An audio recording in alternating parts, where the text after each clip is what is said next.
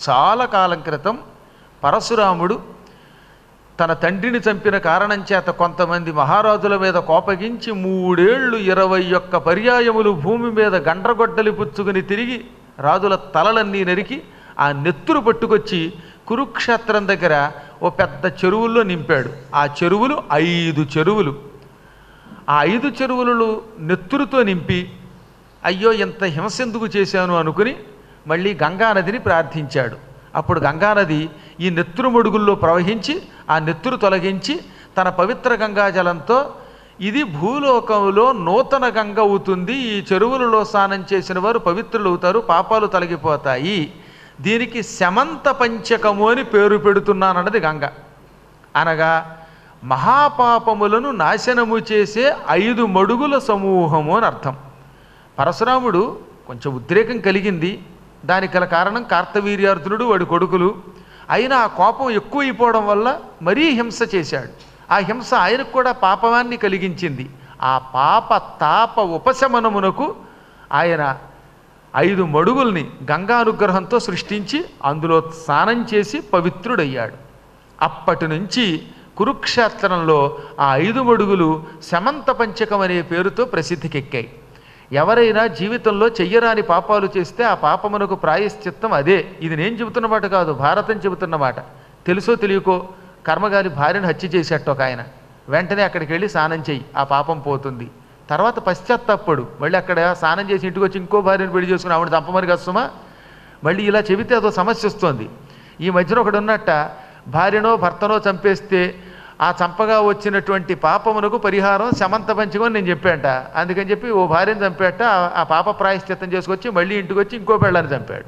మళ్ళీ ఇంకోసారి పెడితే అప్పుడు అది ప్రాయశ్చిత్తం అవదు.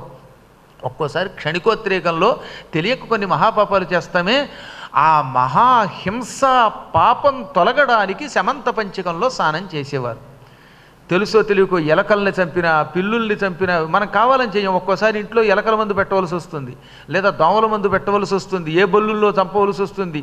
పొరపాటున ఎవడో కొడితే వాడు చచ్చిపోయి ఉండొచ్చు. ఇలా అనేక విధములుగా మానవుడు భూమి మీద చెరిస్తున్నప్పుడు హింస చెయ్యకుండా ఉండలేడు. హింస చెయ్యకుండా మానవ జీవితం సాగదు. ఈ హింస పాప పరిహారానికి శమంత పంచకం ఉత్తమ స్థానం. అక్కడికి వెళ్ళి ముఖ్యంగా చతుర్దశి అమావాస్య ఈ 2 తిథులలో అక్కడ స్నానం చేస్తే మాత్రం ఘోరమైన బ్రహ్మహత్యాది పాపములు కూడా తొలగిపోతాయి. ఆ ప్రాంతంలో పరీక్షిత్తు అని పేరు కలిగిన మహారాజు గారి కొడుకుల్లో ఒకడైన జనమేజయుడు, పెద్దవాడైన, అంటే అభిమన్యుడి కొడుకు పరీక్షిత్తు, పరీక్షిత్తు కొడుకు జనమేజయుడు. ఆయన చాలా కాలం అక్కడ ఒక మహాయజ్ఞం చేశాడు. కొన్ని పాపాలు తొలగాలని, తన రాజ్యానికి అరిష్టాలు తొలగి రాజ్యం సుభిక్షమవ్వాలని, ప్రజలంతా బాగుండాలని, అందులో కలియుగం కనుక ఈ కలియుగ దోషాలు తన రాజ్యం మీద పడకుండా ఉండాలనే ఉద్దేశంతో పెద్ద వేదిక ఒకటి కట్టించి, యజ్ఞం చేయడం అంటే మాటలు కదగా, చాలా పెద్ద వేదిక కావాలి. అందులో సదస్యశాల అని ఉంటుంది.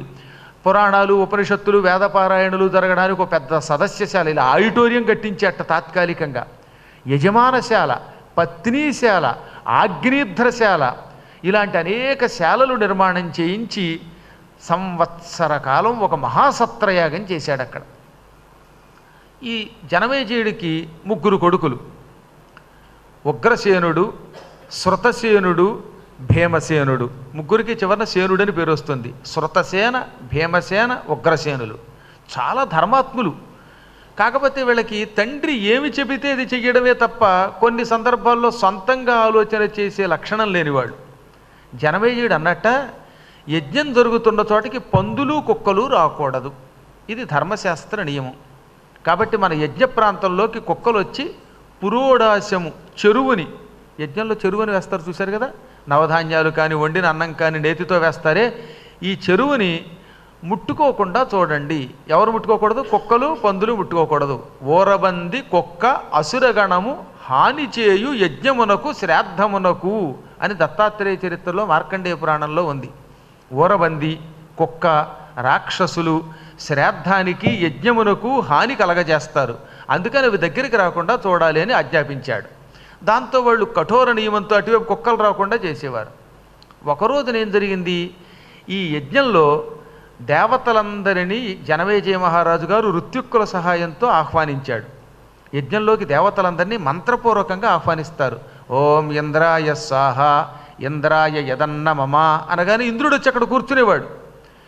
ఈ ఇంద్రుడు మొదలైన దేవతలతో పాటు దేవలోకంలో ఉన్న సరమ అనే కుక్క కూడా వచ్చింది. దేవసుని అంటారు దానిని, దేవలోకపు కుక్క, ఆడకుక్క. ఇంద్రుడు వచ్చాడుగా, అందుకని ఇంద్రుడితో పాటు వచ్చింది. భూలోకపు కుక్క అయితే అక్కడికి రాదు, కానీ అది దేవలోకపు కుక్క అవడం వల్ల ఆయన వెంటబడింది. అంటే ఇంద్రుడు కూడా ఒక కుక్కను పెంచుతున్నాడని మీకు అర్థమైంది. ఇంద్రుడు పెంచాడని మీరు పెంచకండి. ఆయనకున్న నియమాలు వేరు, మనకున్న నియమాలు వేరు. ఈ దేవసుని ఆడకుక్క ఆయనతో వచ్చింది. ఈ సునితో పాటు దాని కొడుకు కూడా వచ్చాడు. వాడు సారమేయుడు. వాడికి సారమేయుడు అని పేరు. చిన్న కుక్క. వాడు భౌ భౌ అంటే ఓం నమ శివాయ అన్నట్టుగా ఉండేదట. అంత ముద్దుగా ఉండేవాట. వాళ్ళ అమ్మ వెనకాతలే కొంగుచ్చుకుని వాడు వచ్చాడు. అంటే కుక్క కాబట్టి కొంగుచ్చుకుని వాడు అంటే తోకొచ్చుకొచ్చాడు అనమాట. ఈ జనమేజయుడు కొడుకులు ఉన్నారుగా, శృతసేనుడు, ఉగ్రసేనుడు, భీమసేనుడు. వెనక ముందు చూడకుండా కుక్కలు యజ్ఞమునకు హాని చేస్తాయి, అంటే యజ్ఞం అంతా పాడైపోతుందని, ఆ యజ్ఞం వల్ల పుణ్యం రాదు సరిగదా, పాపం వస్తుందని మా నాన్న చెప్పారు. ఈ కుక్క పిల్ల వచ్చేసింది. పెద్ద కుక్క ఆడకుక్క వచ్చినా ఇంద్రుడి వెనక ఉంది కనుక దాని జోలికి వీడు వెళ్ళలేకపోయారు. ఈ బుల్లి కుక్క ఏం చేసింది, దాని కుతూహలం ఎక్కువ. ఈ పిల్ల కుక్కలు ఉంటారే వీళ్ళతో చాలా యాతన. ఆ కుక్క రావడం ఈ పురోడాశం ఉన్న చోటికి తోక పుచ్చుకొని టిక్ టిక్ అని ఎగరడం మొదలెట్టింది, గంతులు వేయడం మొదలెట్టింది. అందుకని ఒక కర్ర పుచ్చుకొని మూతి మీద ఒక్కడు కొట్టారు పటక్కని. దాని మూతి పగిలిపోయి, పళ్ళు ఓడిపోయి, నెత్తురు కారిపోయి, అది భౌ భౌమని ఏడుస్తూ వాళ్ళ అమ్మ దగ్గరికి వెళ్ళింది. తల్లి కదా పాపం, ఎంత దేవలోకంలో ఉన్నవాళ్ళైనా మాతృబంధం మాతృబంధమే. వెంటనే శరమకి కన్నీళ్ళు వచ్చేసాయిట. ఆవిడ జనమేజయుడి దగ్గరికి వచ్చింది. మహారాజా, ఇదా యజ్ఞం అంటే? యజ్ఞం అంటే అహింసని లోకంలో ప్రోత్సహించే పవిత్ర కర్మ, మహాపాపాలకి పరిహారం. అటువంటి యజ్ఞం చేస్తూ అన్యాయంగా ఈ చంటి పిల్లను కొడతావా? మేమేం సామాన్యమైన కుక్కలు, మా దేవలోకం వాళ్ళం, అందుకే ఇంద్రుడితో పాటు మేము వచ్చాం. ఒకవేళ నిజంగా తప్పే జరిగిందనుకో, అయినా దానికి ఇంత కొట్టడం ఎందుకు? ఓ చిన్న కుక్క పిల్లకి తెలియక అక్కడికి వస్తే దాన్ని చెయ్ అంటే పోతుంది, అది పో అంటే పోతుంది, చీ అంటే పోతుంది. కొట్టకూడదు. ఇక్కడ నిజంగా జనమేజయుడు కొడుకులు చేసింది తప్పే. అది బుల్లి కుక్కపిల్ల కదా. కుక్కపిల్ల నిజంగా తెలియక వచ్చేసింది అనుకుందాం. వాటికి ఏం తెలుస్తుంది? మనకే ఏమీ తెలియటం లేదు. 100 సార్లు అటు ఇటు తిరగద్దర్రా అంటే తిరగడంలో మనం, అంటే మానవులు మనమే ఈ బలహీనతల్ని వదలలేకపోతున్నామంటే ఇంకా కుక్కపిల్ల బుల్లి పిల్ల ఏం చేస్తుంది? అలాంటప్పుడు కుక్కపిల్లలు తెలియక అక్కడికి వస్తే వాటిని తరివేయాలి. ఇంతెందుకు కొట్టడం? తగునిది తగదని ఎదలో వగవక, సాధులకు పేదవారలకెగ్గుల్ మొగిచేయు దుర్వినీతుల కగు అనిమిత్తాగమంబులైన భయంబుల్. ఓ జనమేజయ మహారాజా, ఇది చెయ్యవచ్చు, ఇది చెయ్యకూడదు అని ఎవడైనా ఒక పని చేసే ముందు బాగా ఆలోచించాలి. ఏ పని చేసినా ఇది చెయ్యవచ్చా చెయ్యకూడదా అని బాగా ఆలోచించి చెయ్యవచ్చు అనుకుని ఆలోచనలో మనకి బుర్రకి తడితేనే చెయ్యాలి. ఇది చెయ్యకూడదని మన మనస్సు చెబుతుంది, అప్పుడు ఆ పని చెయ్యకూడదు. చిన్న చిన్న పిల్లల్ని కొట్టడం మహాపాపమని శాస్త్రం చెబుతున్నది. ఏ జీవిని అన్యాయంగా కొట్టకూడదు, అందులో చిన్న జంతువులు అసలు కొట్టకూడదు. పొరపాటున యజ్ఞవాటికలోకి వచ్చిన ఒక బుల్లి కుక్క పిల్లని కర్రపుచ్చుకొని దాని మూతి పగిలేలాగా, ఎర్రగా నెత్తురొచ్చేలాగా నీ కొడుకులు కొట్టారు. ఇది మహాపాపం. సాధువులకి అంటే మంచివాళ్ళకి, పేదవాళ్ళకి, తమను తాము రక్షించుకోలేని అశక్తుల్ని పేదవాళ్ళు అంటారు. అలాంటి పేదవాళ్ళకి, మహాత్ములకి అపకారం చేసిన వాడు దానికి తగిన ఫలితం పొందుతాడు. చెప్పా పెట్టకుండా హఠాత్తుగా ఏదో కష్టం వస్తుంది సుమా. చెయ్యరాని పాపములు చేసిన వాడికి హఠాత్తుగా కష్టాలు వస్తాయి. ఇంకా కష్టాల్లోంచి బయటపడలేరు. ఇది దృష్టిలో పెట్టుకో అని చెప్పి టక్కన పిల్లాడితో మాయమైపోయింది. ఇందులో గొప్ప హెచ్చరిక ఉంది. ఈ పద్యంలో గొప్ప అంతరార్థం మనందరికీ చేసే ఒక బోధ ఉన్నది.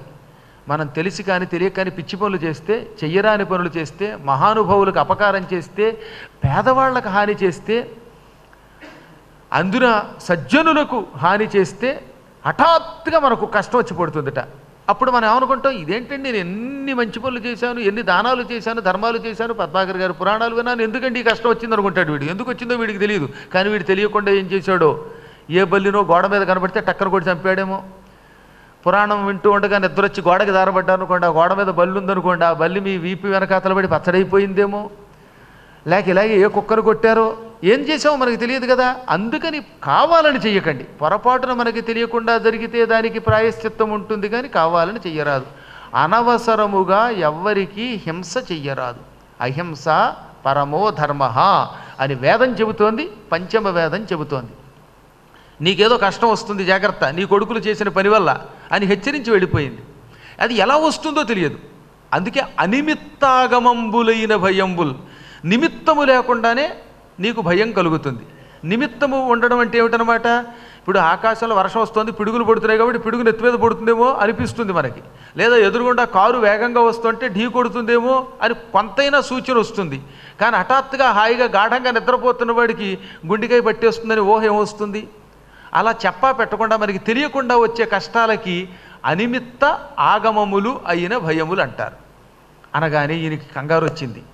ఎంత పవిత్ర యాగం, సంవత్సర కాలం ఇంత ఖర్చు పెట్టి శమంత పంచకంలో నా పాపాలు ప్రజల పాపాలు తొలగాలని, ప్రజలకి మేలు జరగాలని ఎంతో మంచి అభిప్రాయంతో యజ్ఞం చేస్తున్నానా, ఎంతలో నా కుమారులు ఎందుకు ఈ పని చేశారు, దీనికి ఏకంగా ఈ దేవస్వనకం శాపం కూడా పెట్టేసిందే అని భయపడిపోయి యజ్ఞం పూర్తి చేశాడు, ఇవ్వవలసిన దక్షిణలు ఇచ్చాడు. కానీ మనస్సుని మాత్రం శాంతిగా ఉంచుకోలేకపోయాట. అంటే మానసికమైన అశాంతి కలిగింది. ఎందువల్ల? కుక్క శాపం వల్ల. అది మామూలు కుక్క అయితే పెద్ద పట్టించుకోకపోవచ్చు, అసలు ఎవరి శాపమైనా ప్రమాదమే, అందులో అది దేవసుని. అందుకని వెంటనే ఇంటికి వచ్చి దీనికి ఏం చేస్తే బాగుంటుందా అనుకున్నాడు. ఆయనకి వెంటనే అనిపించింది, మహాయజ్ఞం మరొకటి చేద్దాం.